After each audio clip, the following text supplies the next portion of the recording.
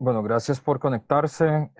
Pedirles esto que porfa pongan el video, los que tengan los medios técnicos para hacerlo. Como el grupo es grande, yo inclusive tengo, tengo pantalla separada, ¿verdad? O sea, no los veo a todos. Entonces, y bueno, y como además fue un grupo muy participativo en la clase anterior y me parece que así será todas las clases, este, solo pedirles que di este criterio, ¿no? De que cuando quieran hablar, que pidan la palabra dentro de ahí, de participantes. Uno puede tener la manita de pedir la palabra, este, porque si no, no veo quién está hablando, ¿verdad? Aunque empiecen a hablar y esto. Em, y bueno, hay varias gente que creo que es nueva. Entonces, solo decirles eh, que, que la clase se sube, bueno, que tenemos clases presenciales, es decir, que hay reuniones en Zoom los lunes y jueves de 11 a 1. Luego la clase siempre queda grabada, siempre que el profesor se acuerde, porque siempre existe la posibilidad que el señor mayor se le olvide grabar. Entonces, esa es una posibilidad. Em, y subimos el video porque, bueno, siempre hay presentaciones de PowerPoint, todo muy original. Este, y también queda el audio para cuando salen a hacer jogging por las mañanas, que escuchen las clases de Panorama del Socialismo Contemporáneo. Este, bueno, la clase anterior, sobre todo habíamos discutido el tema de los glosarios. eh, como de las definiciones y eso, una discusión muy interesante, que siempre es muchísimo más interesante cuando ustedes intervienen y preguntan que cuando el profe explica. Y yo solo quería señalarles que, bueno, que en las lecturas, ya ustedes tienen las lecturas que son las lecturas base del curso, pero como pues me parece genuino que tengan inquietudes sobre otros temas. Yo igual les voy a dejar lecturas extra, que me parece que puede ser interesante que lean extra por las cosas que preguntaron, ¿verdad? Por las cosas que se discutieron. Eso es opcional, ¿verdad? Para que no se confunda nadie, ¿verdad? O sea, las lecturas obligatorias son las que son, están en un Dropbox en una carpeta en mediación virtual, que están enumeradas. Eso es lo que es materia oficial del curso. Hay otras lecturas que van a quedar en las entradas de cada semana, que tiene que ver como la semana pasada, que varios y varias de ustedes eh, tuvieron esta discusión sobre el problema de la naturaleza humana, ¿verdad? Es un tema interesante. Entonces les dejé dos lecturas extra por si quieren leerlas, ¿verdad? Eso es opcional, repito, opcional, ¿verdad? Entonces, sí que solo si quieren las leen. Eh, una de Luis Althusser, que se llama Marxismo y Humanismo, pues justamente esta relación, ¿verdad? Entre el marxismo y el humanismo, y qué significa eso. Y otro texto que se llama ¿Es la naturaleza humana un impedimento para el socialismo? De Jean Molyneux, que es un marxista inglés, cercano a una tradición que se llama la tradición de socialismo internacional. Este, y bueno, se las dejé ahí para que lo vean por si acaso. Justamente por las dudas, yo tenía, antes de hablar del texto de Gallardo, un hermoso PowerPoint, eh, bellamente diseñado, claramente, este, que dice dudas. No me acusen con la gente de didáctica universitaria. Este, que tiene que ver con esas dudas que ustedes habían señalado sobre el problema de la naturaleza humana.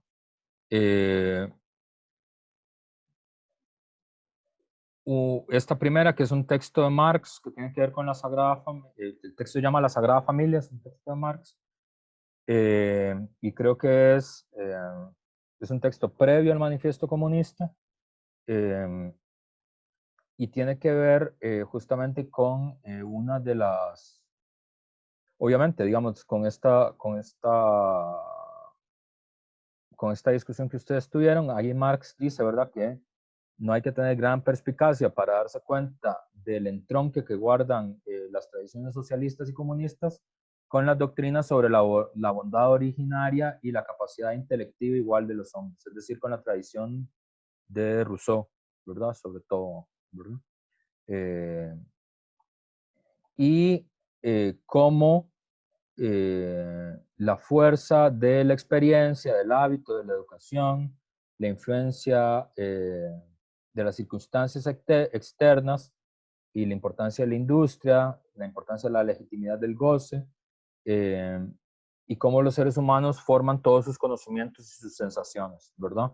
Es decir, aquí Marx va a decir, bueno, sí, aquí hay obviamente una relación, que no quiere decir que sea lo mismo, pero que hay una relación que hereda el marxismo de la tradición utopista, de la tradición republicana francesa, como Rousseau, en el sentido de la idea de que eh, los hombres viciosos son producto de las circunstancias viciosas y los hombres virtuosos son producto de las condiciones virtuosas, ¿verdad? O sea que no hay nada malo en la naturaleza humana.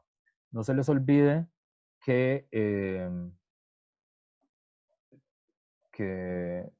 desde el punto de vista filosófico, una pregunta que también hizo eh, Leon en la clase anterior, este, nosotros hay un término que en filosofía se usa que se llama antropología filosófica, ¿verdad?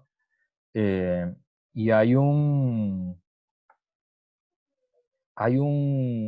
autor que a mí me gusta mucho, que siempre es medio raro que cuando digo que me gusta, porque está un poco como en las antípodas de mis opiniones, este, pero me parece que tiene un punto en esto que dice, que es Alexander Hamilton, que es el tercer presidente, el cuarto presidente de los Estados Unidos.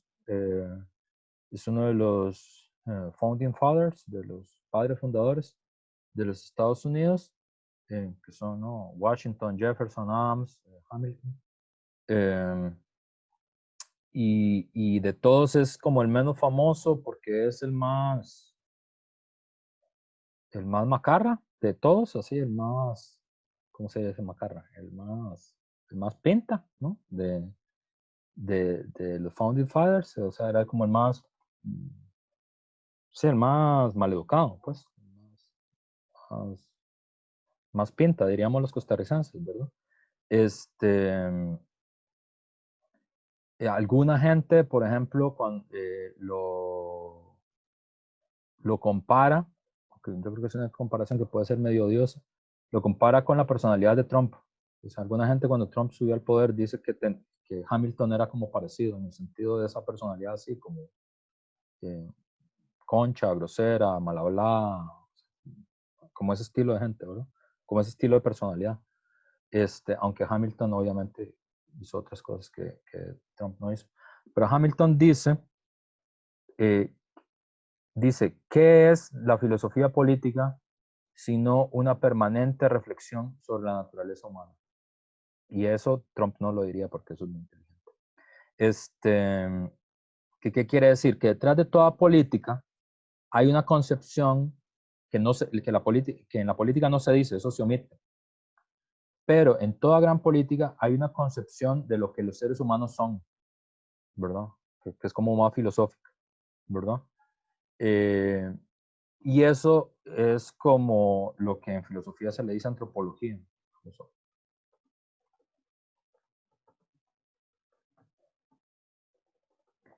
Eh, y eh, digamos, en el sistema mundo, en el sistema ideológico contemporáneo, hay dos grandes antropologías que ustedes conocen. Una que ya no es la dominante, pero sigue siendo muy importante y fue la dominante durante mucho tiempo, es la antropología de la caída, que es la antropología que está en la filosofía cristiana, en el pensamiento cristiano. O sea, el cristianismo tiene una antropología filosófica profunda de lo que los seres humanos son, y esa antropología profunda es la caída. O sea, digamos, la historia, digamos, sobre el paraíso, no solo es una historia, digamos, no solo es una historia, sino que es una cosa muy profunda desde el punto de vista filosófico, aunque uno crea que la historia es mentira, eso no es importante, eso no es lo relevante, no puede decir, eso no pudo haber pasado, está bien, es decir, seguro que no, pero ese no es el punto de la historia. Y esta idea de la caída lo que significa es que los seres humanos tenemos una pérdida originaria que tiene que ver con abandonar el paraíso. Esa pérdida no va a ser cerrada, no va a ser solucionada, ¿verdad? Por eso es la caída, ¿verdad?, del paraíso. Y hace que los seres humanos seamos lábiles. Y esta es la antropología. Lábil significa que usted está pandeado para el lado malo, ¿verdad? Hay una expresión como de la música salsa, no es un mejor ejemplo que puedo tener. A veces tengo ejemplos más cultos, pero digamos, estos son los ejemplos que se me ocurren. Hay una canción de música, no me acuerdo quién es el autor, pero tiene esta idea que uh, uh, ¿cómo es que dice? Que uno no está hecho de madera, esa es la expresión, ¿verdad? Como la otra expresión que se usa es la carne es débil, ¿verdad? Esa es, es una expresión muy cristiana, ¿verdad? Eh, Creo que es de Santiago esa canción. Pero eso es muy cristiano, ¿verdad? ¿Por qué? Porque ¿qué quiere decir la carne es débil? O que uno no está hecho de madera, que uno no está hecho de metal. Quiere decir que la estructura profunda de uno lo inclina hacia el lado malo, ¿verdad? Este, y por la naturaleza caída. Entonces, eh, digamos, somos libres porque Dios nos dio libre albedrío, pero estamos inclinados hacia el pecado. O sea, entre la ensalada de brócoli y el Choco Häagen-Dazs de triple sabor de chocolate, uno va a escoger el Häagen-Dazs triple sabor de chocolate, ¿verdad? Aunque sea diabético, no importa. Uno está inclinado para eso. ¿Verdad? Es decir, en el marco de dos situaciones que tienes que elegir, tendés a elegir hacia el lado malo, ¿verdad?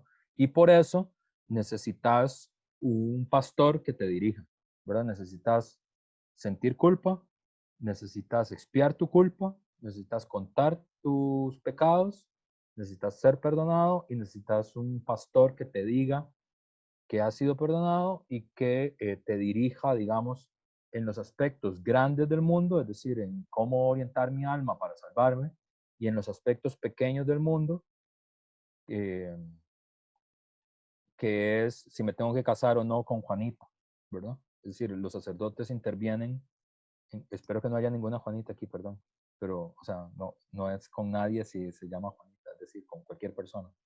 Eh, en mi caso sería con cualquier persona mujer, no me podría casar con alguien que no sea mujer, si uno es cristiano. Y esa naturaleza, digamos, es una pérdida, digamos, uno es pecador siempre, y eso no se quita, ¿verdad? Esa es la naturaleza de la caída, es una cosa muy profunda, digamos, no es solo una historia de niños, ¿verdad? Y la otra es la del Homo economicus, del hombre económico, que ese está en Adam Smith, está en David Ricardo, está y en más importante que Smith y Ricardo, está en Daniel Defoe, ¿verdad? Que es la idea eh, de que los seres humanos, primero, somos sobre todo individuos, ¿verdad? individuos que además somos átomos sociales, es decir, que no tenemos vínculo con la comunidad, que podríamos reconstruir toda la sociedad entera estando solos. Fíjense que hay una cosa muy interesante desde el punto de vista de la literatura, que es hasta que Daniel Defoe, que por cierto es un novelón, hasta que Daniel Defoe escribe de Robinson Crusoe, que a alguien se le ocurre una novela que trata de un tipo que va a reconstruir toda la sociedad solo, que es de lo que trata Robinson Crusoe, ¿verdad? Y nosotros tenemos un montón de pelis, de historias y de películas que tratan sobre eso, ¿verdad? Está Robinson Crusoe, está Náufrago de Tom Hanks, que es malísimo, es una versión mala de Robinson Crusoe. Soy Leyenda, ¿verdad? De Mattinson, el cuento, pero hay una versión de Will Smith, ¿verdad? Que es como posapocalíptica. En Umbrella Academy hay una parte donde hay un tipo que es el último ser humano en el mundo, que ya no hay nadie más, ¿verdad? En el mundo, solo él. Entonces, ese tipo de literatura usted no la va a encontrar nunca, nunca, en la literatura previa al capitalismo. No hay eso, no existe, ¿verdad?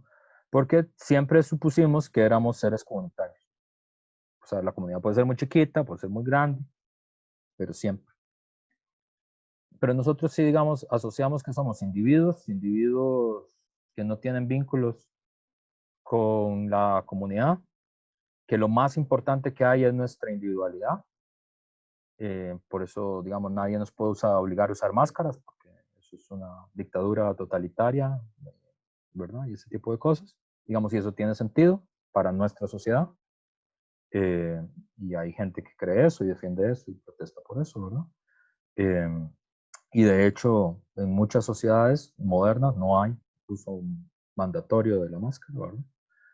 Ni uso mandatorio de nada, porque se supone que violenta tu individualidad. Y además, los seres humanos somos racionales, muy importante. ¿Qué significa ser racionales?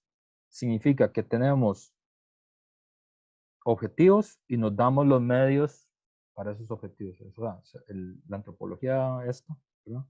Del hombre económico es, los seres humanos somos racionales, que eso quiere decir, tenemos fines y medios, ¿verdad? Yo quiero un panqueque, entonces me voy a conseguir los medios para hacer un panqueque, ¿verdad? Yo quiero pasar el curso, entonces hago las cosas que tengo que hacer para pasar el curso, ¿verdad? O sea, me doy un fin y tengo los medios para entender. Dos, puedo informarme, que tiene que ver con esto. A veces se pone, creo que tiene más sentido poner esto de primero. Tengo la capacidad de informarme, que quiere decir informarse en el sentido filosófico, no en el sentido de verte las noticias, ¿verdad? Eso también es informarse. Pero quiere decir, o sea, tomar información del medio, ¿verdad? Por ejemplo, ver el cielo y decir, hey, está nublado. Yo creo que lo más razonable es llevar una sombrilla, ¿verdad? Eso es informarse. O hace mucho calor, creo que no debería usar sueta porque va a hacer mucho calor y no tiene sentido cargar una sueta si va a hacer calor. Eso es informarse, tomar información del medio. Ser racional, es decir, darse fines y medios. Yo quiero pasar el curso y entonces lo que tengo que hacer es estudiar. Si no estudio, no paso el curso. Y si no paso el curso y no estudié, eso me parece racional porque digo, sí, es que no hice lo que tenía que hacer para lograr pasar el curso. Si tengo los medios y no logro los fines, me parece que hay algo que está mal, ¿verdad? Es decir, yo estudié todos los días y no me pasé, debe ser que el profe me tiene ojeriza y por eso no pasé, ¿verdad? Pero es eso, ¿verdad? ¿Qué consideramos nosotros un comportamiento irracional? Alguien que se plantea un fin y no se da los medios necesarios para ese fin. Para nosotros, un comportamiento irracional. Por ejemplo, yo quiero sembrar una mata en el patio y uso un tractor para sembrar la mata. Pues eso es un comportamiento irracional. ¿Por qué? Porque me dio un medio demasiado grande para un fin muy chiquito, ¿verdad? Entonces, o sea, si quieres sembrar una mata, no usas un tractor, usas una pala, ¿verdad? Una palita pequeña. O al revés, ¿verdad? Es decir, yo quiero ser, no sé, el campeón mundial de carrera de 10 kilómetros de Costa Rica, pero no quiero entrenar todos los días, quiero entrenar solo los domingos después de que juegas Saprissa. Y si me enojo porque no soy el campeón de carrera pedestre, ¿verdad? Entonces eso no es racional, porque para ser campeón tienes que entrenar más que un día. No puedes ser campeón solo entrenando un día, ¿verdad? Entonces eso es irracional para nosotros, alguien que no, que cree que merece algo y no se ha dado los medios para tenerlo, ¿verdad? Y la tercera, más importante, la decisión se toma de manera autointeresada. Esta es la antropología del Homo económicos, ¿verdad? Que básicamente yo le digo la antropología de cómo elegimos nuestro champú, ¿verdad? La lógica de cómo se elige un champú. Entonces usted dice, ah, sí, mi pelo es colocho, entonces me informo cuál es el pelo más colocho, quiero tener el pelo bonito, por lo tanto compro este champú y tomo la decisión autointeresada sobre la base de qué champú quiero usar, ¿verdad? ¿Cuál es el problema de esa antropología? Que es una de las críticas tradicionales, digamos, de la tradición socialista. Di que nadie se comporta así. O sea, que es tan ficcional como la de la antropología caída, ¿verdad? O sea, solo nos comportamos así para comprar un champú. Y es la generalización de la experiencia de la relación comercial a todas las experiencias de la vida humana. ¿Cómo, profe? ¿Cómo es que no nos relacionamos así? A mí me parece que es muy razonable formarse así. Sí, por ejemplo, no siempre tenemos la capacidad de informarnos. Primer criterio. Y si tenemos la capacidad de informarnos, no tenemos la capacidad para procesar esa información. Primer problema. Y aún así tenemos que decidir, ¿verdad? Por ejemplo, me acuerdo cuando estábamos discutiendo el Tratado de Libre Comercio en Costa Rica, yo no sé si ustedes lo saben, eh, el texto legal del Tratado de Libre Comercio eran 10 páginas, 10 páginas, 10 libros, 10 volúmenes de libros, uno sobre otro. Cuando lo llegaron a entregar al Parlamento, lo llevaron en una de esas cosas que cargan cajas. Eran como una caja llena de libros. Y ese era el proyecto de ley. Yo tengo la hipótesis que en Costa Rica hubo solo 3 personas que se leyeron ese proyecto. Nadie más, ¿verdad? Y si se lo leyeron, uno no tenía la posibilidad de entenderlo porque tiene un montón de lenguaje técnico, ¿verdad? Era imposible leerse eso. O sea, aunque usted quisiera, no tenía por qué entenderlo. Con la medicina también nos pasa mucho, ¿verdad? Uno le da la información y uno no tiene la capacidad para procesar esa información, ¿verdad? Entonces uno dice, ah, sí, yo estoy con mi burbuja laboral. No existe la burbuja laboral, solo hay burbujas familiares, ¿verdad? Entonces, aunque uno lo expliquen, uno no entiende. Primer problema. La relación medios-fines es que muchas veces uno no toma las decisiones sobre la base de que quiero estos fines y quiero estos medios, sino sobre otra serie de motivaciones. La inercia, la necesidad económica, la tradición, los gustos religiosos, ¿verdad? Y luego que la idea de la relación autointeresada obvia la empatía, la solidaridad y la experiencia comunitaria. Por ejemplo, si esa forma de funcionar fuera verdad, no tendríamos hijos, ¿verdad? Una de las cosas más, supongo que algunos de ustedes son mamás o papás, pero con ese esquema, uno jamás se levantaría en la mañana a cambiarle los pañales a un niño, ¿verdad? ¿Por qué? Porque uno está informado, ¿verdad? De que el niño está llorando. Dos, uno sabe que mañana se va a tener que levantar a las 5 y que va a dormir mal. Mi propio interés me dice quédese dormido, porque se va a levantar mal. Y sin embargo, uno actúa en contra de su propio interés. Uno se levanta, cambia el huila, lo duerme, ya el huila no se quiere dormir, uno se queda ahí. Cuando se duerme el huila, eventualmente uno se duerme y duerme 10 minutos y luego se levanta y se va a trabajar. ¿Actúa en contra de su propio interés? Sí, obviamente que sí. los papás todos los ratos actuamos en contra de nuestro propio interés. Y es la experiencia básica de tener niños, sino para qué. Pero hay una cosa que es superior al interés que yo tengo, que tiene que ver con la experiencia de tener niños, con la importancia que tiene la familia. O sea, hay muchas razones por las que uno no actuaría no de manera interesada, ¿verdad? Por ejemplo, y bueno, y eso es, ay, se me olvidó ponerles eso. Es un comportamiento muy típico, inclusive entre los primates. Es decir, hay cosas que no hacemos porque nos desagrada, que hayan tratos preferenciales, por ejemplo, aunque a mí me sirva, ¿verdad? Por ejemplo, yo diría, todas las personas que se llaman Inés tienen un 10 en el curso, ¿verdad? Entonces Inés diría, di, no, profe, ¿por qué me va a dar un 10 a mí si yo no me he ganado nada? Hagamos algo que nos sirva a todos. Todos los que tengan menos de 60 años tienen un 10, entonces uno dice, ay, sí, también está. Y eso sí nos conviene a todos. ¿Se entiende? Uno a cada rato hace cosas que van en contra del propio interés de uno, ¿verdad? Por otros valores. Entonces no es tan así. Pero entonces, esta tradición, eh, bueno, o sea, eso puede tener una discusión larga.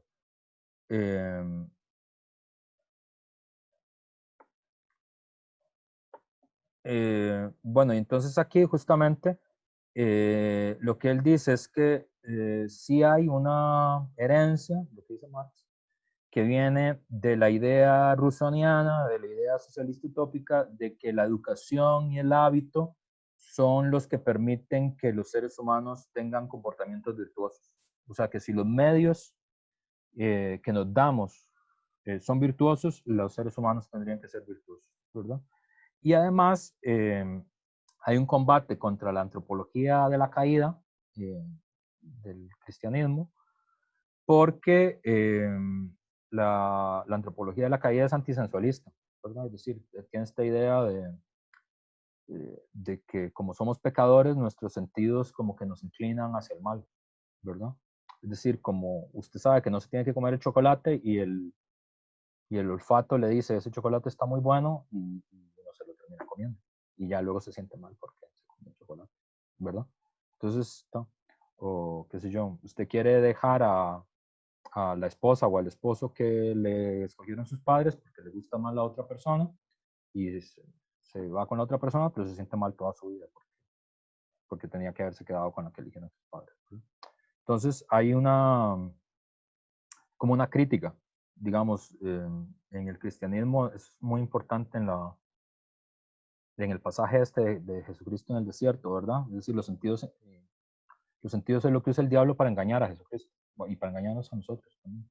Entonces hay que desconfiar de los sentidos. Es una de las herencias platonistas del cristianismo. Y en esta tradición no. Esta tradición más bien es muy importante el, digamos, el materialismo de los sentidos, el goce como, digamos, el goce sensitivo, el goce sensual como una parte de la experiencia humana, ¿verdad? Eh, y dice, si el hombre goza de libertad en sentido materialista, es decir, libre, no por una fuerza negativa de poder evitar esto, poder evitar aquello, como la tradición eh, cristiana, ¿verdad? Que uno hace algo para no ir al infierno, este, sino por el poder positivo de hacer valer su verdadera individualidad, no debe castigarse los crímenes del individuo, sino destruir las raíces antisociales del crimen y dar a cada cual el margen social necesario para exteriorizarse de un modo esencial su vida, ¿verdad?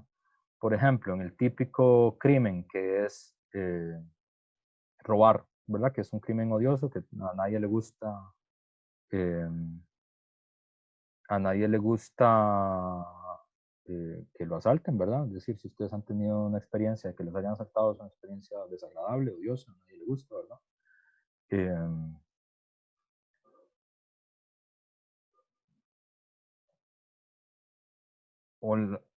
¿qué están hablando en el chat?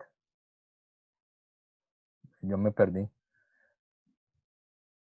Ah, Hamilton era el tesorero, gracias, Nicolás. Alexander Hamilton no fue presidente, entonces, ¿quién fue? Hmm. Fue tesorero de Washington y también participó en el Congreso Constitucional, si no me equivoco. Ah, por eso es que me confundí, claro. Estuvo en la convención, claro. Eh, ¿Hay un grupo de WhatsApp? No, no hay grupo de WhatsApp. Ah, bueno, si ustedes quieren hacer un grupo de WhatsApp, pues está bien, pero yo no voy a estar. Em, Conmigo se comunican por correo. Eso es yo, como hay gente nueva, tal vez suena como feo. La razón por la que no hay grupo de WhatsApp es porque en el semestre anterior había domingos a las 3 de la mañana que estaba respondiendo mensajes y no, vieras que yo tengo una jornada de trabajo y voy a trabajar esa jornada de trabajo. Y, porque es que además si veo el mensaje yo me conozco, lo voy a leer y lo voy a responder. Ahí, porque la carne es débil. Entonces, voy a responderles aunque sepa que no tengo que hacerlo, que es mi tiempo de descanso. Entonces, esta idea, ¿verdad? La idea es como el crimen, está bien, pero lo que hay que hacer es abolir las raíces antisociales del crimen, ¿verdad? Es decir, por ejemplo, el robo de la propiedad. ¿Cómo se puede evitar que alguien robe una propiedad? Evitando la propiedad privada, suprimiendo la propiedad, que es la única forma, ¿verdad? O sea, porque si lo que haces es meter presos a los que roban, nunca se va a solucionar el problema, ¿verdad? Ese es el punto. So, evadiendo, digamos, solucionando las raíces antisociales del crimen, es como se soluciona el problema. También ese tipo de razonamiento ustedes lo pueden ver en otro hombre que está asociado a la tradición socialista, pero es menos conocido por eso que por sus libros, que es Oscar Wilde, que es como pues, un escritor famoso, ¿verdad? Este, tiene un libro que se llama El alma del hombre bajo el socialismo, que es bastante menos conocido que los cuentos, ¿verdad? Que el príncipe feliz y eso, ¿no? Príncipe feliz, qué triste. Muy triste esa historia.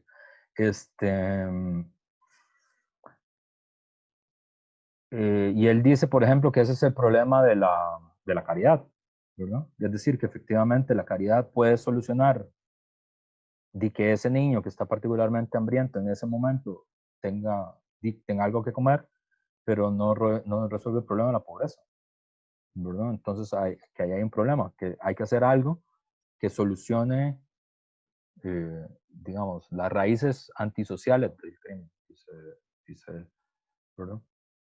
Entonces, Marx está en ese patín, digamos, y eso no es como típico de Marx, hay varios autores que están como en esa misma onda, aunque no sean socialistas, ¿verdad? Como Charles Dickens, ¿verdad? Como el autor de Oliver Twist y así, ¿verdad? Tiene esa misma idea.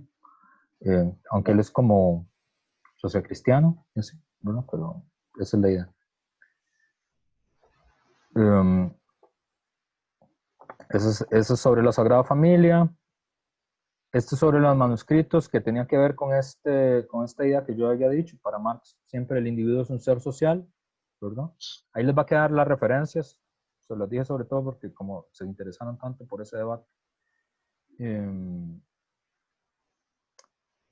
Y aquí sí yo les quería decir, porque creo que Leon me preguntó, creo que esas son las dudas, sobre la antropología en Marx, la antropología filosófica en Marx, o sea, sobre si hay una teoría de los seres humanos en Marx, ¿verdad? Y eh, ahí hay un debate, para variar, gran respuesta, siempre hay un debate. Hay dos posiciones, ¿qué es esto? Hay una posición que es la que representa, por ejemplo, Herbert Marcuse y Eric Fromm, y digamos en general como de la Escuela de Frankfurt, y eso, que sostienen que sí, que hay una teoría del hombre en Marx, ¿verdad? Y se apoyan sobre todo en los manuscritos de 1844, ¿verdad? Y esa polémica se conoce como la polémica sobre el humanismo y el marxismo. Y por eso se las puse ahí entre los materiales extra que tenemos que ver, ¿verdad? Y lo que ellos sostienen es que la clave para entender eso es el problema del concepto de enajenación en Marx. Es un concepto muy importante en Marx, aunque no viene de Marx. Es un concepto filosófico que tiene mucho, o sea, que es anterior a Marx, que de hecho es un concepto que viene del derecho romano, eh, pero Marx lo toma de Engels y de Feuerbach. Y básicamente, digamos, la idea es que la forma que toma el capitalismo industrial contemporáneo priva, enajena a los seres humanos de su esencia en la medida en la que la esencia de lo humano es el trabajo, ¿verdad? Y como el trabajo es un trabajo enajenado, en un triple sentido de trabajo enajenado, en el sentido de enajenado porque enajenado quiere decir estar fuera de sí, ¿verdad? O estar separado de sí. Eh, o no ser uno mismo, depende de cómo se traduzca. Eh, y funciona como sinónimo de alienado, eso a veces siempre confunde. O sea, enajenado y alienado en Marx es lo mismo, el problema ahí de traducción.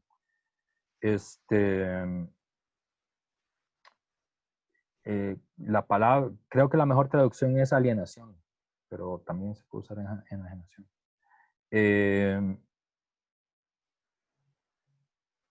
Y la tesis de Marx es que el trabajo, entendido en el sentido filosófico del término, es la esencia de lo humano, es lo que nos hace ser seres humanos, ¿verdad?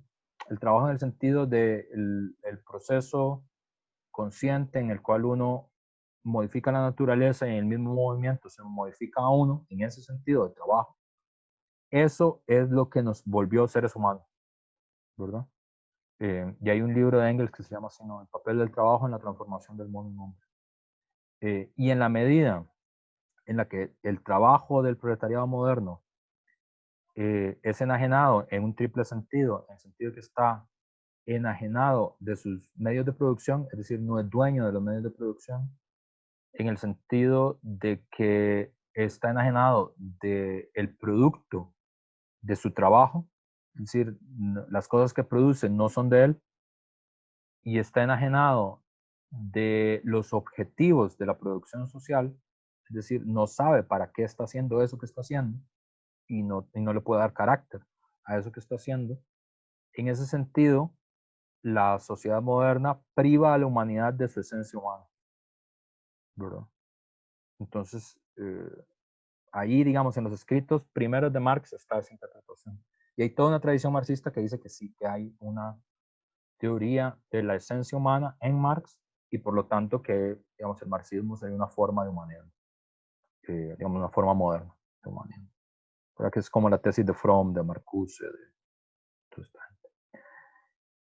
El otro, porque yo les expliqué que esta tradición es rara porque siempre hay polémica entre los mismos marxistas, no es como una escuela muy unívoca.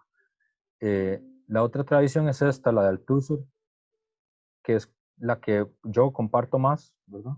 Yo les había hecho la advertencia que yo intento ser bastante objetivo en las clases, es decir, no,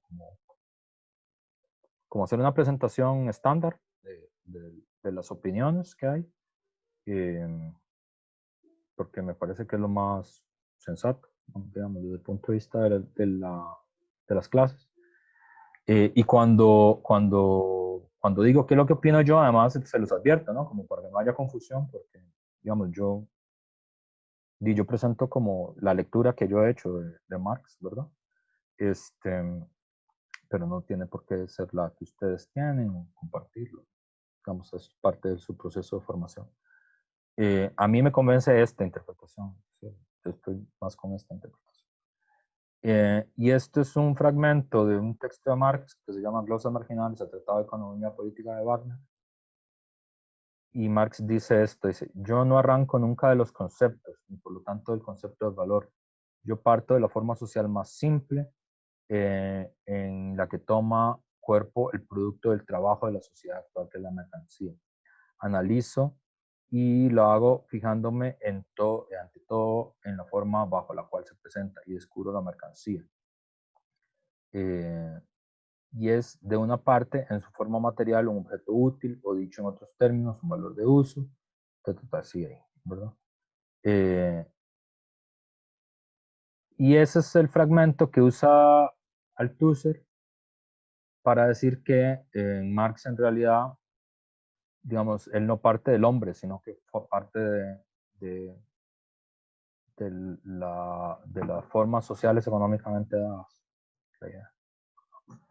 Entonces no hay una teoría, la única teoría sobre la esencia humana que hay en Marx es que no hay, ¿verdad? Que depende de la formación económico-social. Hola, les presento a Alicia, para la que no lo conocen. Algunos ya me conocen. Sí, ya varios te conocen. Ella va a ser parte del paisaje y de las clases porque ella vive aquí y la universidad se metió en su casa, entonces bueno, entonces aquí está. ¿Ves? A la mayoría le caigo bien, debería llevar la clase. Bueno, está bien, tú das la clase y yo voy a, no sé, hacer jumping jacks. Sí. No, pero creo que Mauricio Molina no me deja. ¿Quién es él? Mi jefe. Oh. Es, El que también le caigo bien. sí, también le cae bien a mi jefe, pero no sé si tan bien como para dejarte dando la clase. Ok, entonces dicho eso, que era como las cosas que ustedes... ¿Estamos aprendiendo ahora? vamos a hablar de la Revolución Francesa. ¡Ah! Yo hablo francés. Sí.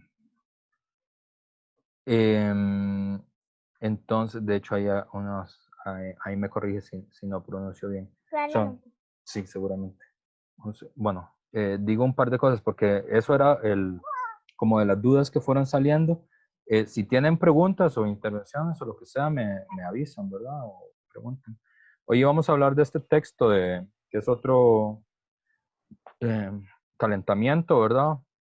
Como warm-up del texto de Gallardo, ¿verdad? El siglo XXI militar en la izquierda, porque normalmente el curso se llama Panorama del Socialismo Contemporáneo, ¿verdad? Y normalmente aparece el término de izquierda dentro del término socialismo, ¿verdad? Entonces, el texto de Gallardo a mí me sirve justamente como para ingresar a varios de los problemas que vamos a ver, pero también para hacer definiciones de qué es eso de la izquierda y de dónde viene y por qué se llama así, ¿verdad? Entonces voy a hablar sobre el texto de Gallardo, ¿verdad? El, el término viene de la Revolución Francesa, ¿verdad? Que en general se le considera la primera revolución burguesa moderna, ¿verdad? O más bien se le considera la más clásica de las revoluciones burguesas. No es la primera. Digamos, la primera es...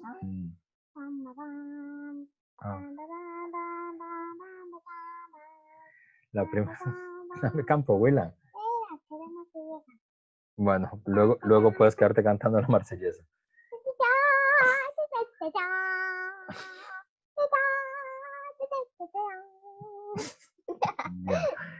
Ya está la nueva normalidad. Entonces, el término viene, en realidad se usan varios términos, ¿verdad?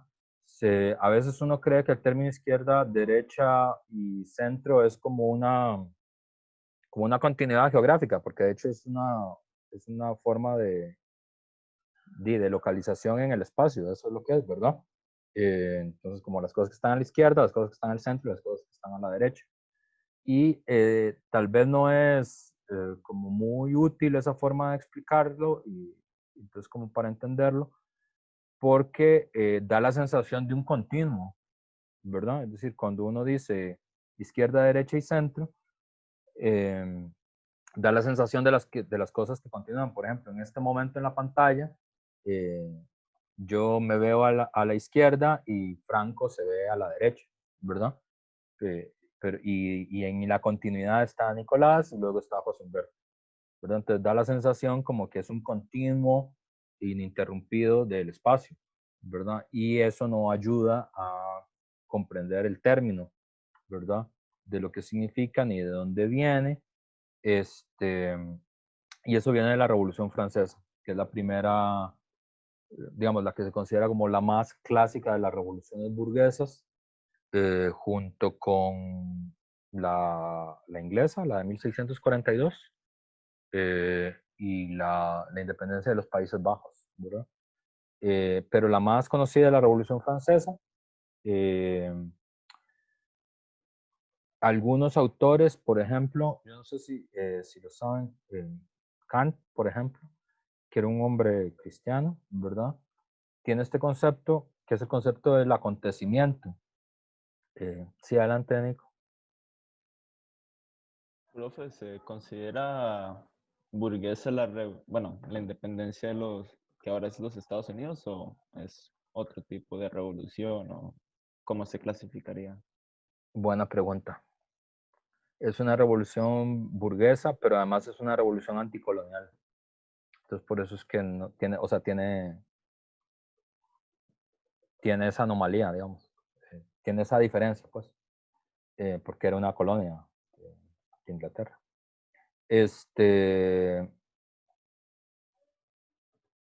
Ya perdí el hilo.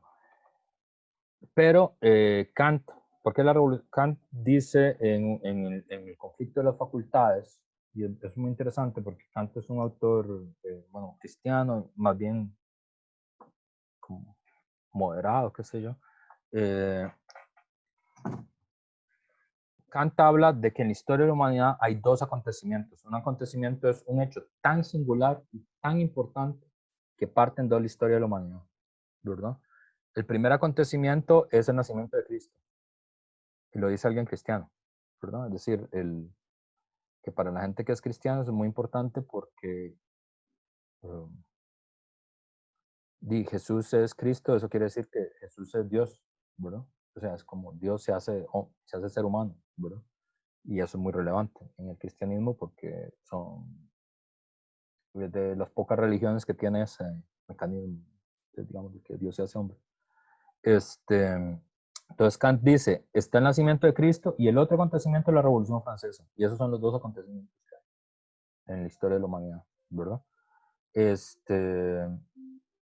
Hay otros autores, por ejemplo, como Alain Badiou, que también usa el término de acontecimiento, que dice que no, bueno, digamos que usa el término acontecimiento como sinónimo de revolución, que a mí me parece más como apropiado, esa forma de entenderlo.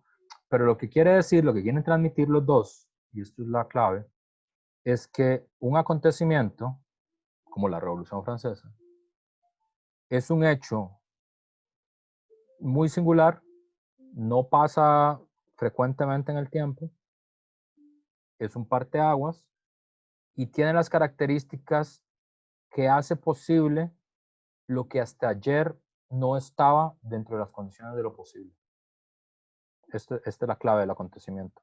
Es decir, que Saprissa quede campeón no es un acontecimiento, ¿verdad? ¿Por qué? Porque el próximo campeonato también Saprissa va a quedar campeón. No, ahí no hay nada nuevo, ¿verdad? Sí, no. Un proceso electoral, digamos, tampoco es un acontecimiento. Y ustedes dirían, profe, ¿y si Cartago queda campeón, eso sería un acontecimiento? Tampoco sería un acontecimiento. Sería una cosa rara. ¿Pero por qué? Porque está dentro de los posibles que Cartago quede campeón, ¿verdad? Eso está dentro de los posibles, ¿verdad? ¿Qué sería un acontecimiento en el mundo futbolístico? Que quedara campeona el equipo femenino del Liceo de Moravia. Eso sería un acontecimiento. ¿Por qué?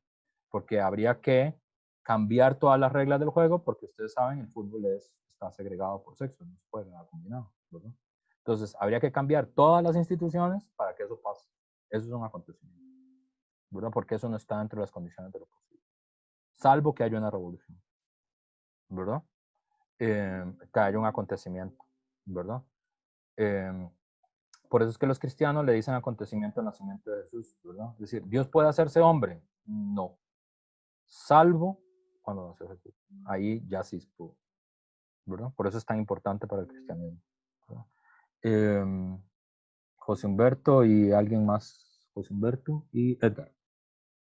Son las 11:54. Son preguntas. No, profe, justamente yo le iba a indicar eso, que son las 11:54. Ah, bueno, ok. José, si es una Sí, yo tengo pregunta, un comentario, pero lo dejo lo, para lo- después, entonces. lo puedes hacer para el regreso, para no, porque se me No hay pasó. problema. Listo. Entonces, siguiendo, sí, les iba a pedir gracias, Edgar, porque a mí se me pasa a veces el tiempo, según yo, no hace mucho. Entonces vamos a dar los 10 minutos de rigor para ir al baño, hacer jumping jacks, saludar al perro, comerse un meneíto, no sé, lo que quieran hacer. Y nos vemos en 10 minutos. Adelante, José, si quieres. Sí, que no, con respecto a los acontecimientos, digamos, la historia se divide en prehistoria e historia a partir de la invención de la escritura. Entonces, ¿podría la invención de la escritura considerarse un acontecimiento?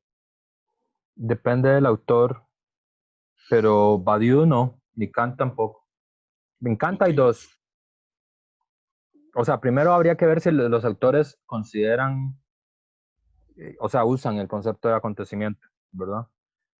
Mi interpretación es que autores como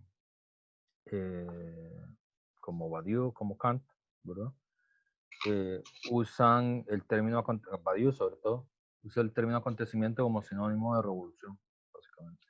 En Kant solo hay dos acontecimientos, que es la Revolución Francesa y el nacimiento de Cristo, y ya. El resto no son acontecimientos.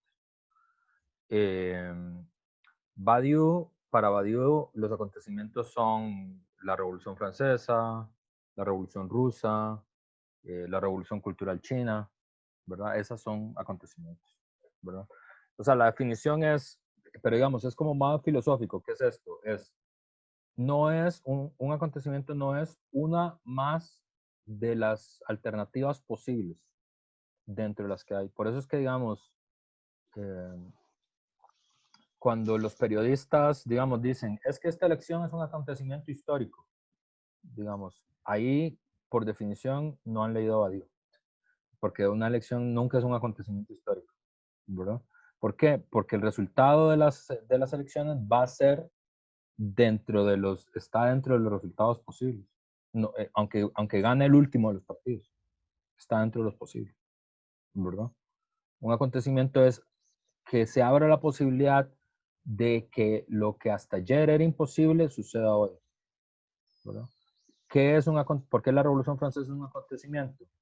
Porque un rey que se considera que dirige el Estado de Francia por voluntad de Dios sea destituido de ese rey y juzgado como un ciudadano y condenado a muerte como ciudadano. Eso no es posible antes de la Revolución Francesa. Está dentro de los imposibles. Es posible hacer un tiranicidio, eso está dentro de los posibles, pero va a venir otro rey después de que el tirano muere, ¿verdad? En el caso de la Revolución Francesa después de esto, ya no hay más reyes, ¿verdad? Y eso es un acontecimiento, ¿verdad? Entonces, esta sería como la idea. Entonces, la Revolución Francesa, por eso es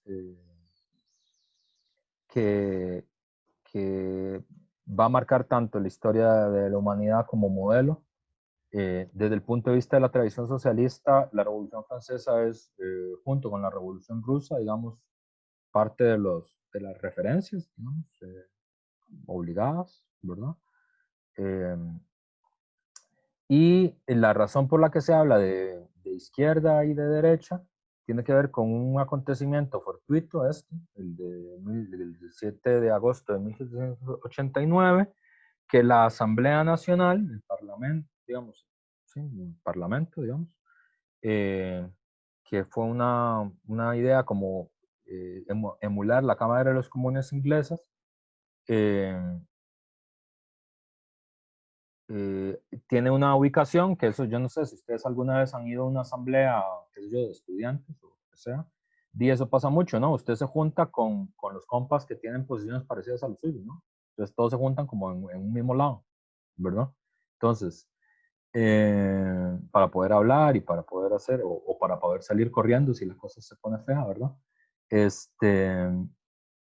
Y se discutía si el rey tenía poder de veto absoluto. Eso es lo que se discutía, porque era el rey. O sea, si el rey podía vetar las leyes de la asamblea.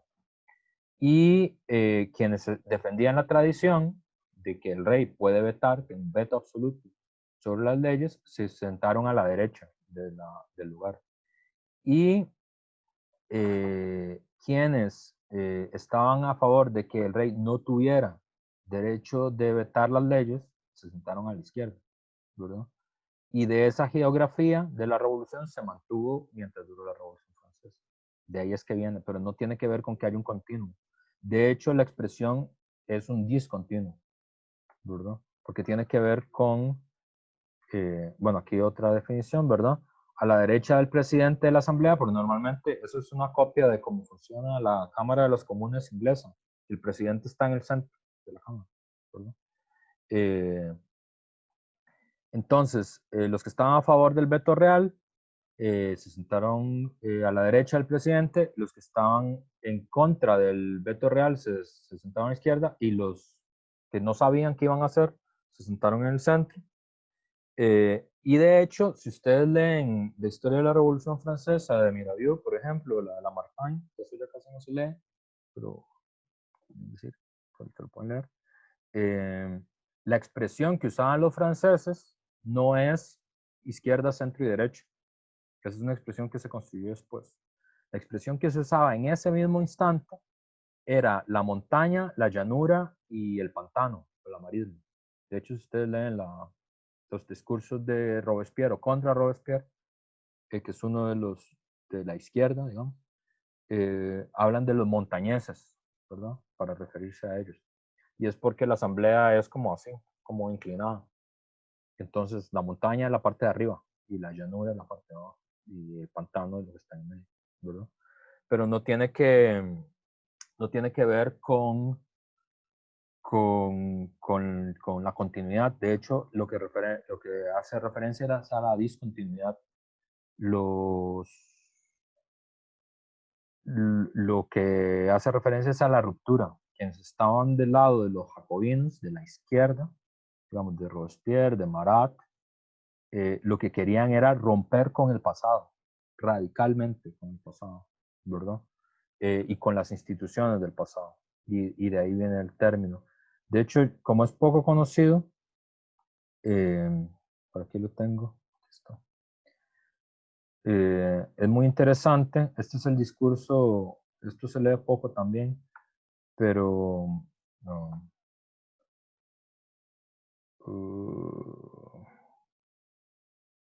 A ver.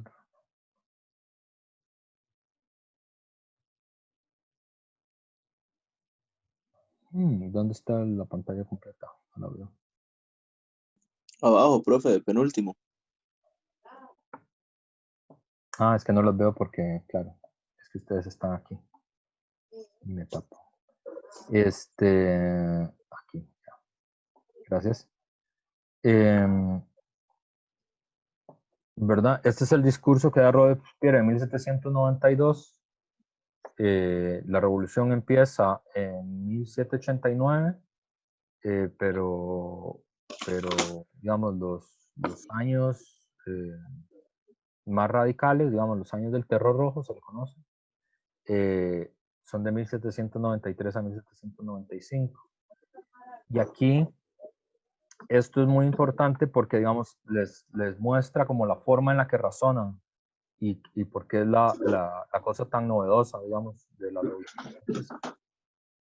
Porque este es el discurso, ya ellos habían ganado la votación sobre el problema del poder del veto, si la Asamblea Nacional era soberana, no dependía del poder del rey, pero además juzgan a Luis XVI, ¿verdad? Y dice, aquí no hay juicio que hacer, dice Robespierre. Luis XVI no es ningún acusado y ustedes no son ningunos jueces. Ustedes no pueden ser más que hombres de Estado y los representantes de la nación. No tienen que dar ninguna sentencia a favor o en contra de ningún hombre, sino que una medida de salvación pública por tomar, un acto de providencia nacional que ejercer. Luis XVI fue rey y la república ha sido fundada. ahí está el corte, fue rey, ya no lo es. Y la república ha sido fundada, eso es lo nuevo. Luis ha sido destronado por sus crímenes. Luis, y es muy interesante porque le dice Luis, no le dice el rey Luis, le dice Luis, perdón, o le dice el ciudadano Capeto. Luis denunciaba al pueblo francés como rebelde. Él ha llamado para castigarlo las armas de tiranos colegas suyos. La victoria y el pueblo han decidido que él solo era el rebelde. Luis no puede entonces ser juzgado. Ya ha sido juzgado y ya ha sido condenado, ¿verdad? O la república no ha sido absuelta. Proponer someter a juicio a Luis XVI de cualquier forma que ello pudiese acontecer es retrogradarse hacia el despotismo real y constitucional. Es una idea contrarrevolucionaria, puesto que sería someter a la revolución al litigio mismo. En efecto, si Luis puede ser objeto de un juicio, puede ser todavía inocente.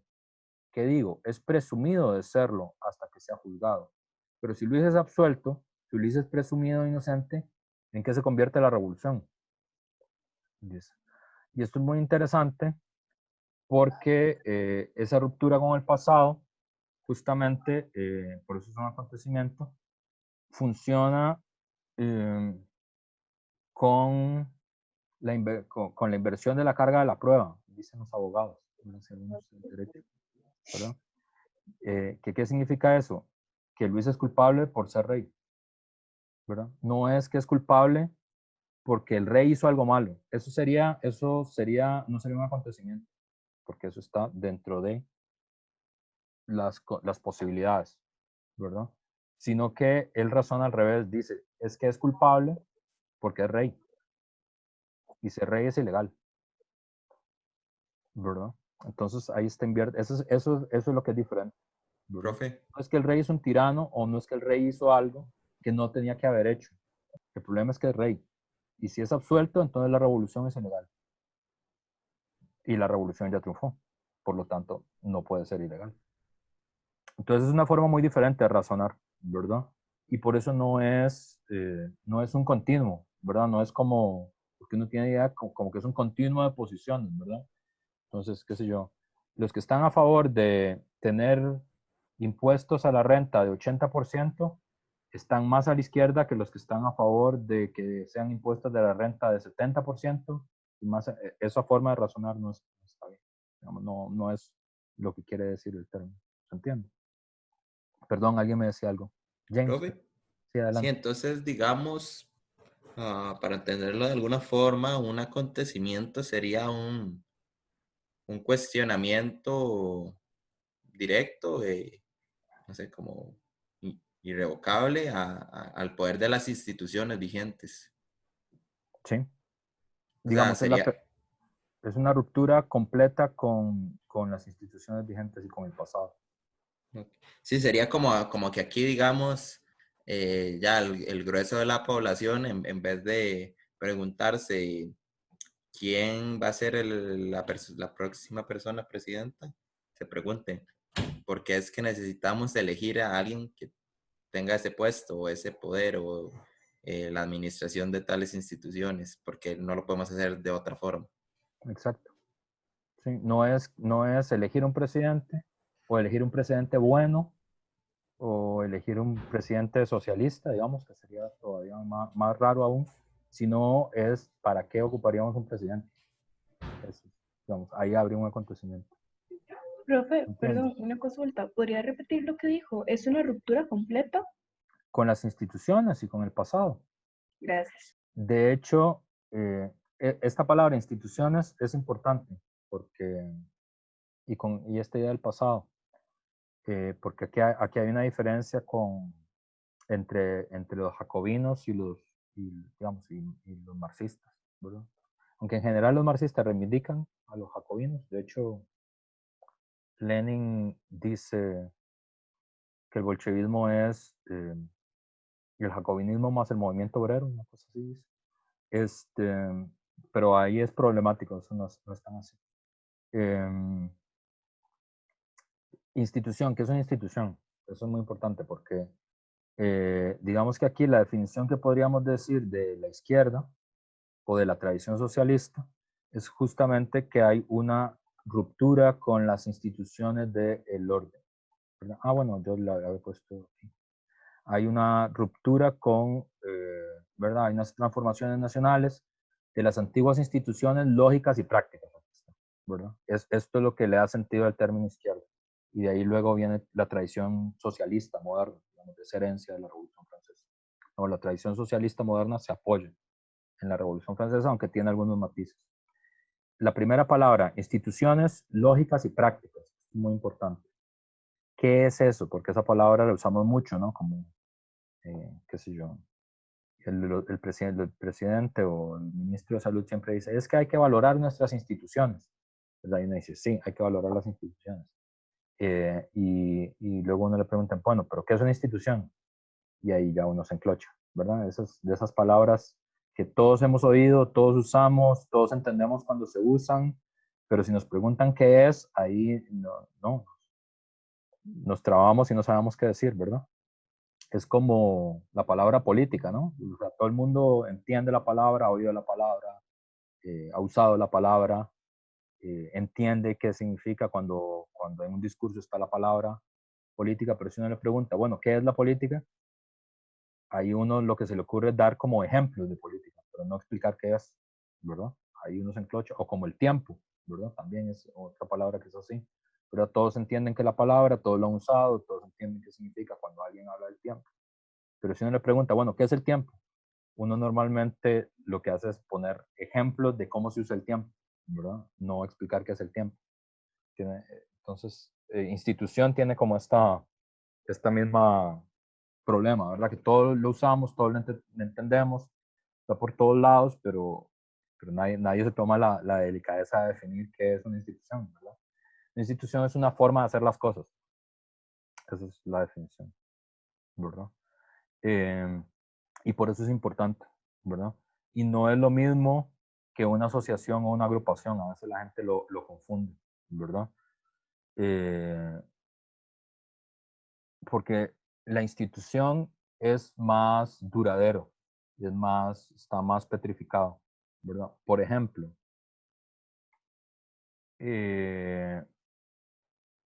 la universidad es una institución, ¿verdad?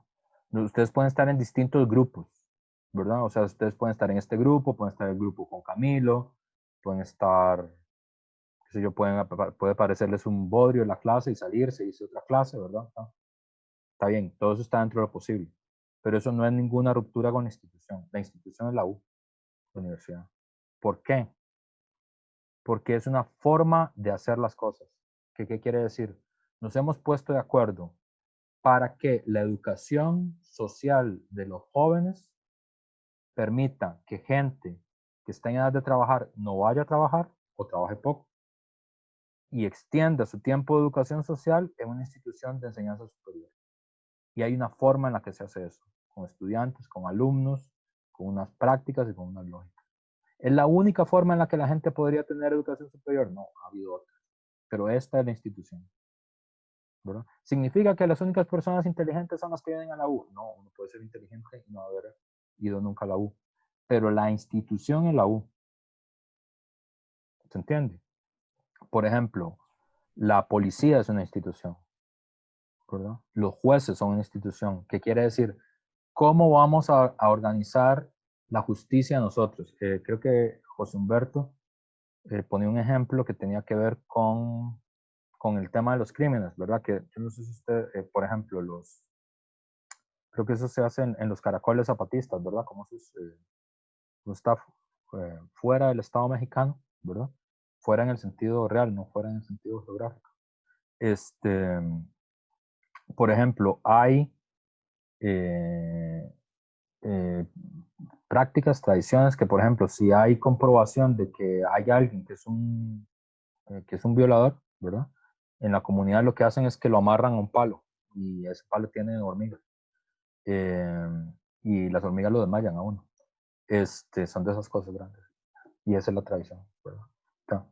Esa es la forma institucional en la que se juzga la justicia en los estados modernos, no lo es, ¿verdad? Es la forma en la que se hace en los caracoles, ¿verdad? Pero la institución de nosotros son los jueces, ¿verdad? Por eso, cosas como qué sé yo, como una herencia, ustedes no lo pueden hacer sin jueces, Ahorita, ¿verdad? a la una salgo. Entonces, sí, Nico. Una pregunta sobre una institución. Digamos, como entendemos la universidad sería el campus de la UCR, ¿verdad? El pretil, los edificios y los profesores y la gente de limpieza y los rectores. Pero ahora, digamos, no estamos, ninguno de nosotros estamos en la universidad en el sentido físico, estamos todos en nuestras casas con profesores, pero entonces, ¿cuáles son los componentes de una institución? Es algo casi como, no imaginario, pero... Es una forma en la que se hacen. Ujú. Por ejemplo, nosotros no podemos, no se considera que la educación familiar sea una forma en la que se puede educar un hombre adulto, digamos, alguien de tu edad. Puede ser, digamos, uno, si usted tiene los papás con los recursos suficientes y es suficientemente disciplinado, usted podría aprender ingeniería en la casa. Eso es posible. Lo que pasa es que no es la institución con la que nos educamos, ¿verdad? O sea, la forma en la que se educa socialmente a la gente es el sistema educativo que va de primaria a secundaria a la universidad, en su forma superior. ¿Siempre ha sido así? No. Porque antes, ¿cuál era? La familia. La familia se encargaba de la educación social del hijo. Y no se Profesor. llevaba a la escuela, ¿verdad? ¿Cuál otra forma institucional de la educación social hubo durante mucho tiempo? El sermón de la iglesia. Y así uno aprendía, ¿verdad? Y esa era la que era, ¿verdad? Por eso es una institución, es una forma en la que se hacen las cosas. ¿Cómo nos vamos a educar? ¿Verdad? ¿Cómo nos vamos a alimentar? ¿Cómo vamos a repartir justicia? ¿Verdad? Por ejemplo, nosotros, una cosa que no es institucional es hacer justicia por la propia mano. No se puede, ¿verdad? La forma son los jueces, ¿verdad? Pero es que es un criminal terrible y odioso. Igual, lo tienes que entregar a los jueces, ¿verdad? Cuando se rompen las instituciones, por ejemplo, por eso es que en todas las películas estas, que las películas son una forma ideológica así muy, muy cargada, cuando hay justicia por propia mano, todo el mundo sabe que eso está mal, que esa no es la forma en la que se hace, ¿verdad? Por eso es que, ¿no? Cuando la película, yo les he dicho en el curso, entonces, está muy bien, se leen a Marx, se leen los textos, es importante, tienen que hacerlo para pasar, pero lo que no pueden es no haber visto Batman, el Caballero de la Noche regresa, muy importante en el curso. Entonces, ¿qué es todo el miedo que da Bane cuando sale ahí de la catacumba? Que instaura su propio sistema de justicia, ¿verdad? Y eso es pavoroso, porque eso no se hace así. Para eso está el fiscal, y para eso está Harvey Dent, y para eso está, ¿verdad? Así es que funciona la cosa. En un cierto sentido, Bane es un acontecimiento, es una revolución en Ciudad Gótica, ¿verdad? Tengo a José Humberto, tengo a Edgar y tengo a James. No sé si en ese orden, pero bueno, en ese orden. José, Edgar y James. Sí, vamos. Entonces, una institución, digamos, es un marco operativo en el cual se realizan, digamos, las acciones de la sociedad, ¿no? En general. O sea, la forma de hacer las cosas. No solo es operativo, porque eso le da como un sentido técnico. Hay también una legitimidad social en que O esa sea, es la digamos, forma. digamos, la forma de hacer las cosas que se considera legítima, o sea, digamos, donde existe un consenso de legitimidad. Exacto. O sea, por decirlo así, bueno, hoy en Historia de la Cultura hablamos de por ejemplo, las protestas por violencia racial en Estados Unidos y lo que fue la de tumba de estatuas y cuanta carajada. Entonces, por ejemplo, eso no se considera una forma legítima.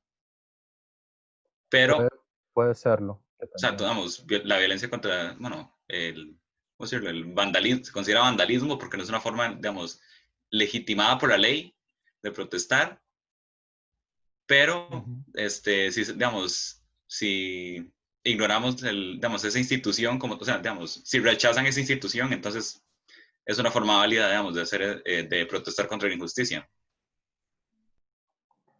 Bueno, es que ese es todo el punto. Digamos, O sea, digamos, se supone que se rechaza dicha institución, digamos, de la civilidad o del, ¿cómo decirlo? Del orden público, por el hecho de que dicha institución está podrida por dentro, se podría decir.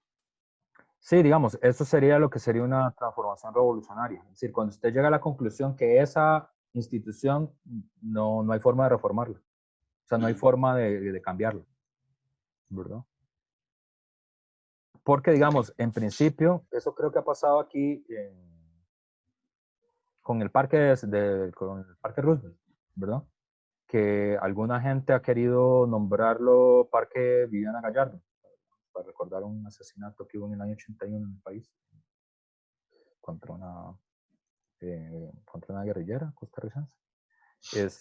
Pero digamos, la explicación que dan los municipios para quitar la placa del parque es que esa no es la forma en la que se hace, ¿verdad? No es que estén en contra del nombre, ese es el asunto, sino que la forma en la que usted hace es que usted firma una petición, se la entrega al responsable de parques y no sé qué del municipio, y ahí se procesa y luego se vota en una cosa. Esa es la institución, digamos, es la forma en la que hacemos las cosas, ¿verdad?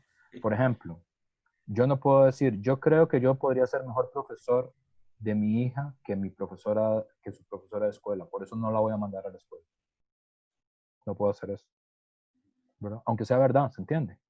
Porque la forma en la que hemos acordado que se va a hacer la educación social de los niños es en la escuela. Sí.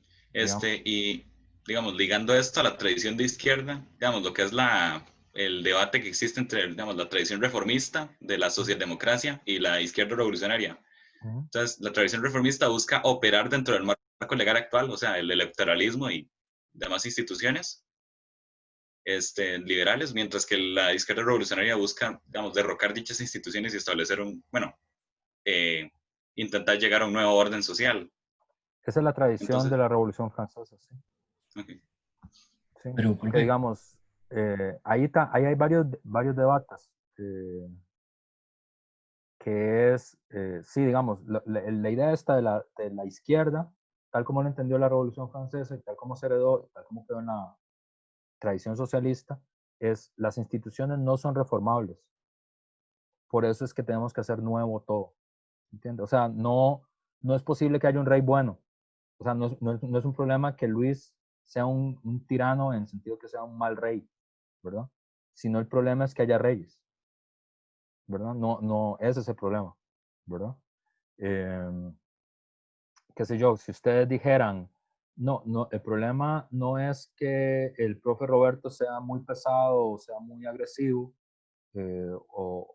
y deberíamos tener un mejor profe, ¿verdad? Que puede ser, y está bien, y uno dice, no, es que el profe no sabe de lo que está hablando, deberían poner otro profe, y ya cambia el profe. Y todo eso está bien. Pero eso es parte de las instituciones, ahí no hay ningún cambio institucional, o sea, la institución está preservada. ¿Por qué? Porque eso está entre los marcos institucionales. Si ustedes dicen, pero ¿por qué tiene que haber profesores y estudiantes? ¿Verdad? ¿Por qué tiene que haber esa división? Ahí hay un problema institucional, ¿verdad? Eso es toda la historia con mayo del 68, ¿verdad? Porque es tan importante la reforma de Córdoba o mayo del 68 como modelo del sistema educativo, porque como los sectores más de izquierda, más radicales, más revolucionarios, lo que estaban planteando es la idea misma de que hubiera profesores y estudiantes. Y ahí sí, digamos, en el marco institucional de la universidad, eso sí no se puede hacer. Abolir el sistema digamos, de vertical de profesores y estudiantes en esta institución educativa, eso no se puede hacer. Habría que cambiarla toda, ¿verdad? De nuevo, ¿verdad? Esa es la idea a propósito, por ejemplo, que a veces se malentiende mucho de la pedagogía del oprimido de Paulo Freire. Es decir, Paulo Freire a veces uno se lo explican como que uno tiene derecho a tener buenos profes. Digamos, Paulo Freire no trata de eso, ¿verdad? Es decir, no, en ninguna parte habla de eso. Paulo Freire explica cómo es un proceso de alfabetización en medio de una transformación revolucionaria en Guinea Ecuatorial. Es decir, cómo la gente que está transformando y descolonizando Guinea aprende a leer y en ese proceso contribuye al proceso de emancipación social de Guinea, que esas son las cartas sobre Guinea de profe. No tiene que ver nada con que sea un buen profe. Mejor si es un buen profe, obviamente, ¿verdad? Pero no tiene que ver con eso. Es decir, es una abolición del sistema de educación como lo hemos conocido hasta ahora. Entonces es diferente, ¿verdad? Edgar y James. Sí, no, bueno, consulta comentario iba más de lado, como lo que estaba diciendo, con eso ya me quedó claro, digamos, pero igual de todas formas lo comento. Que entonces una institución sería, por ejemplo, cuando uno va a buscar trabajo y uno puede argumentar y demostrar que es lo suficientemente bueno para un trabajo, pero sin el título, digamos, de X profesión, de no, ¿cómo se dice? No, o sea, no es lo coherente, pues siempre es como, sí, me gusta que sea bueno, pero ocupo el título como para. Esa es una institución, aunque uno sea bueno. Sí, digamos, dentro del sistema educativo, pero la institución ahí es el mercado, ¿verdad? Entonces, nosotros tenemos instituciones, el mercado, el sistema educativo, las iglesias, que es otra forma de religiosidad popular, por ejemplo. Que ese es todo el tema, por ejemplo, de la teología de la liberación latinoamericana, que ahí no es ocupamos sacerdotes respetuosos, sino la pregunta es ¿para qué se ocupa el Vaticano? Entonces ahí sí, no, eso no se puede dentro de la iglesia, ¿verdad? Dentro de esta iglesia no, se puede en otra, pero tendría que ser radicalmente otra en relación con eso. Valentina. Una consulta. Entonces, las instituciones, ¿qué tan arraigadas están a una cierta burocracia? Porque siempre, al menos de todo lo que estuvieron hablando, lo único que a mí se me ocurría cada vez que decían procesos, esa no es la forma correcta, se me hizo la relación de una burocracia que a veces incluso es increíblemente innecesaria para ciertas circunstancias. Entonces quería saber cuál es el nivel de conexión que tenía. Es una súper buena pregunta. Me gusta mucho el grupo porque hace muy buenas preguntas. La conexión es absoluta. Las instituciones tienen una burocracia y necesitan una burocracia porque son instituciones, son lógicas y prácticas y por lo tanto tienen un aparato administrativo, tienen una materialidad. Es decir, hay gente que sostiene esas instituciones y esas lógicas y esas prácticas y es una burocracia. Y Gracias. además, podríamos decir además, es una burocracia socialmente privilegiada, además, digamos. Entonces, por ejemplo, la U tiene una burocracia universitaria que sostiene el aparato universitario, que no somos los profes, algunos profes pueden ser, si quieren, ¿verdad? Pero funciona sin los profes, digamos, y sin los estudiantes también, por cierto. La iglesia también, la iglesia tiene una burocracia, el mercado también, ¿verdad? Es decir, aunque la gente diga que ¿no? el mercado se regula a sí mismo, eso es mentira. Hay un montón de funcionarios, decenas de miles, que hacen que el mercado funcione, ¿verdad? En Costa Rica se llama el CIN, la institución vertebral, digamos, del sistema mercantil costarricense. Eso no funciona solo, ¿verdad? Y así con todas las instituciones, la iglesia, el sistema de justicia, y eso es lo que garantiza las prácticas y las lógicas, ¿verdad? Y además sirve para evitar que esas prácticas y esas lógicas sean cuestionadas, ¿verdad? Usted, ¿verdad? Por eso es que en la U usted puede cuestionar que el profe sea bueno, y lo puede echar inclusive, ¿verdad? Que eso es muy normal en el movimiento estudiantil y esto, ¿verdad? Usted, no, el profe no sirve, echémoslo. Está bien, todo eso está bien. Cuando llegue el límite ahí, cuando ya la institución se pone agresiva, cuando usted está golpeando sobre la burocracia que sostiene la institución. ¿Verdad? Ahí sí. Ok, Ahí y otra consulta. ¿Qué pasaría si es esa misma burocracia lo que hace que la institución no progrese, que se frene? Porque en no, pero realidad en la Costa institución Rica se está puede hecha para eso. evidenciar. Es que para eso sirve. Eso es su naturaleza. Se llama sistema. O sea, no hay Que burocracia siempre se cae, por progresista. cierto. No existe. O sea, esa burocracia está hecha para preservar la institución. Pero las instituciones tienden a preservarse. Profe, Y por Gracias. eso se defienden con mucha agresividad. No con poca agresividad, con mucha agresividad.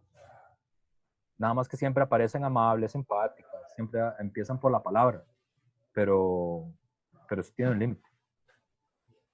Por eso, digamos, por eso es que la transformación es una transformación, digamos, revolucionaria en ese sentido, en poner todas las cosas como de cabeza, ¿verdad? Como plantear cosas que, porque digamos, las instituciones siempre le dicen a ustedes que hay cosas que son imposibles, ¿verdad? Y siempre hay una señora que se lo dice, ¿verdad? Es decir, usted no se puede matricular en cuarto año hasta que pase por biología 1. Es imposible que usted haga eso. Y hay una señora o un señor en una ventanilla que le dice, no, ustedes no pueden llevar ese curso hasta que pasen esto. Y esta es la forma. Pero eso yo ya me lo sé, yo ya lo entiendo. Eso me lo explicó mi papá, que no sé qué. No, nada. Pero yo ya lo puedo entender. Bueno, si es verdad, puede hacer este examen para demostrar sus conocimientos y entonces sí, después de eso, usted puede hacerlo. ¿Se entiende? Esa es la clave de la cosa. Sí, James, adelante. Sí, bueno, varias cositas ahí, tal vez rápido. Bueno, sí, con respecto a institución, ¿verdad? Generalmente uno pensaría que es como un edificio feo de muchos pisos hecho de concreto ahí en San José Centro, ¿verdad? Si hablamos en términos de la U, uno pensaría que tal vez es el edificio de generales o el edificio de la rectoría, pero no es tanto así, o sea, de fijo tiene una expresión material. Por ejemplo, la democracia costarricense o la democracia criolla costarricense es una institución. El martes una profesora de filo nos decía, es que la desinformación es una amenaza para la democracia y no sé qué. Y yo pensaba, pero exactamente cuál es la democracia que está defendiendo esta señora. O sea, la democracia en la que 400,000 personas comían una vez al día antes del COVID. Esa es la que hay que defender. Entonces, digamos, esa es una institución, es cómo se reparte el poder político de forma incuestionable. Y si no le gusta, y lo siento, espérese 4 años y vuelva a votar, a ver si cambia algo con eso, ¿verdad? Luego, con lo de que acabamos de comentar, eso me pasó hace un rato, que de ayer se me olvidó hacer la prematrícula y llamé a la ORI y pregunté que si podía hacer algo. Me hace, no, muchachos, y lo siento, el sistema no se puede modificar, no hay nada que hacer. Bueno, muchas gracias. O sea, es incuestionable. Podré ir a tirar, a prender fuego ahí, pero eso no, por mi cuenta, eso no lo voy a cambiar. Y lo otro es que, sí, por ejemplo, en la forma en que se hace la educación superior estatal, y es la forma o sea, ¿quiénes accesan? Bueno, quienes tienen el título de bachillerato, hacen un examen de admisión, lo ganan y concursan. Contrario a lo que usted dijo, esa misma profesora decía que, bueno, creía más bien que quienes tienen que tomar las decisiones en cualquier territorio administrativo son los expertos y que es una lástima que haya una desconfianza tan grande hacia los expertos y que personas que no tengan estudios formales respaldados por un título o lo que sea, no deberían cuestionar las decisiones de los expertos. Entonces, básicamente, un compañero le preguntó como, entonces, si uno no es epidemiólogo, entonces no puede hacer ninguna observación sobre lo que hace el ministro de Salud. Y por allá tiró una tangente y se la capió, pero yo sí le entendí que era lo que quería decir con esa posición del elitismo académico. Sí, digamos, perdón, Verónica me está pidiendo la palabra. Adelante, Verónica. Vi que puse pero legalidad y legitimidad no es lo mismo. Verónica. Sí, no, eso lo escribí cuando el compañero José Humberto estaba hablando. Ah, ok. No, ahorita lo que yo quiero comentar es, bueno, es como pregunta, comentario. Hay o sea, hablamos de la institucionalidad, como aquello siento yo que está como directamente ligado a organismos de organización política. Digamos, la familia es una institución. Sí. Pero entonces no sé si ya está en el marco como de una institución social. No, pero en la sociedad hay instituciones también. Sí, o sea, la institución es una forma de hacer las cosas. Ok, en ese sentido, entonces también está todo tipo de organizaciones civiles. Sí, sí. También, Sí, sí, okay. claro. Como sindicatos, colectivos y todo. Claro. Colegios no sé, Profesionales. gremiales. Ajá, ok. Sí, sí, Sí, claro. Es era una eso. forma en la que lo hacemos, porque, por ejemplo, y una forma, digamos, digamos, legítima, acordada de hacerlo. Por ejemplo, dentro de las organizaciones, dentro de los movimientos sociales, hay instituciones también, los sindicatos, ¿no? Digamos, para los trabajadores. Es decir, si un trabajador está enojado con su patrón, no quema la máquina, ¿entiendes? Puede querer hacerlo, ¿verdad? O no envenena al patrón.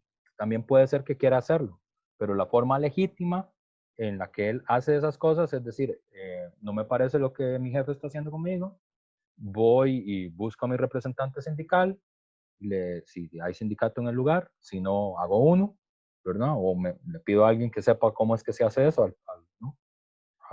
al primo que estudió filosofía, hey, ¿usted qué estudió eso? ¿No saben cómo es que se hace eso? Y puede ser que le diga que sí, puede ser que le diga que no, qué sé yo. Y va y lleva la queja y hay un representante y si la cosa se soluciona bien, si no se escala y hay una asamblea, si no mal, sigue, hay una huelga, si la cosa escala todavía más, hay una ocupación, pero hay una forma en la que se hace, ¿verdad? Es decir, la forma no es organizar, qué sé yo, un sistema de pistoleros, no funciona así, ¿verdad? ¿Podría funcionar así? Puede ser, pero no es la institución que tenemos, ¿se entiende? Lo que sucede es que las sociedades acuerdan que hay formas en las que se hacen las cosas, ¿verdad? Y esas formas se transforman en instituciones, ¿verdad? Y esas Y, instituciones tienden a reproducir sus lógicas y sus prácticas, ¿verdad? Y nosotros tenemos dos posibilidades en relación con las instituciones, o aceptar las lógicas y las prácticas de las instituciones e intentar mejorarlas, y esa es una actitud política, ¿verdad? O sostenemos que esas instituciones son intransformables, que no se puede hacer nada por transformarlas, en cuyo caso hay que revolucionarlas, hay que romper esa institución, sus prácticas y sus lógicas y fundar otras nuevas. Eso es lo que le da sentido al término izquierda, ¿verdad? O al término montaña, si quieren usar un término más sofisticado y jacobino, ¿verdad? ¿Verdad? Por ejemplo, ¿por qué la tradición socialista es una tradición socialista? Porque sostiene la forma mercantil en la cual se organiza la reproducción de la fuerza de trabajo en el mundo moderno no puede ser reformada, ¿verdad? No es un problema de que el salario sea más justo o menos justo. El problema es que el salario es injusto de suyo, porque está apoyado en una cosa que se llama plusvalía. Y eso no se soluciona si la plusvalía es menor o mayor. Entonces no puede haber asalariamiento. Entonces, para hacer eso, no se puede modificar el mercado de trabajo. Para eso tienes que construir otra sociedad. ¿Se entiende? Ese es el punto, ¿verdad? O, qué sé yo, si alguien sostiene, bueno, deberíamos hacer leyes que permitan, qué sé yo, la adopción de niños de las parejas homosexuales. Está bien. Deberíamos hacer leyes para proteger a los niños de los papás que estudian filosofía, para que no les enseñen a leer Platón muy pequeños. Entonces uno dice, bueno, está bien, ahí está. Pero todas esas reformas son el marco de la familia, ¿sí? Si alguien dice, la sociedad moderna no debería estar organizada en el sistema familiar, porque eso reproduce la sociedad y lo que deberíamos hacer es organizarnos en forma de tribu, por ejemplo, que es la tesis de un sector, digamos, del feminismo, como más de un sector del feminismo, de la tradición del movimiento de mujeres, ¿verdad? Entonces, eso no se puede hacer con esta institución. Con la institución familiar no se puede. Habría que transformarla radicalmente, ¿no? Y hacer otro tipo de institución que no esté basado en el parentesco, en la relación de herencia, en todas las cosas que está asociada a la familia. ¿Se entiende? Sara, adelante. Profe, solo que son las 12:50 y es que ya me tengo que conectar a otra clase. Sí, sí, gracias, súper. Gracias. Listo, vamos a, entonces, no puede ser, solo hice la primera diapositiva. Espera. Ah, no, sí, llegué. Bueno, me faltó una cosita de Gallardo, que igual creo que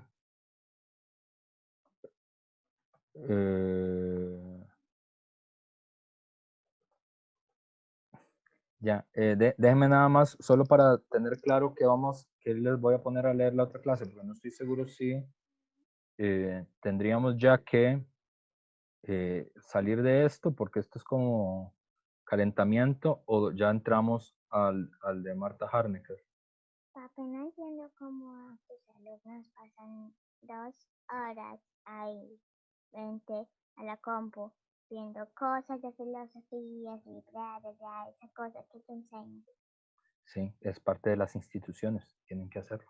Mm, Jueves 20 de agosto. Y Ah, no. Según mi calendario, ya empezaríamos a ver Marta Harnecker. Otra señora interesante. Pero me quedan un par de cosas de Gallardo. Entonces, vamos a tener 2 clases sobre Harnecker. La próxima clase, igual que en esta, les comento lo que me falta, el texto de Gallardo, ¿verdad? Pero ya entramos a Harnecker, entonces vayan leyendo el texto de Marta Harnecker. Y de hoy en la otra clase, o sea, en 2 clases, vamos a tener además la compañía de Isabel Reuber, que es una intelectual argentina que trabajó junto con Marta Harnecker. Entonces, para que sepan. Entonces vamos a terminar la clase por acá y nos vemos la otra clase. Bueno, despídete de la clase. Sí. Canta la marsellesa.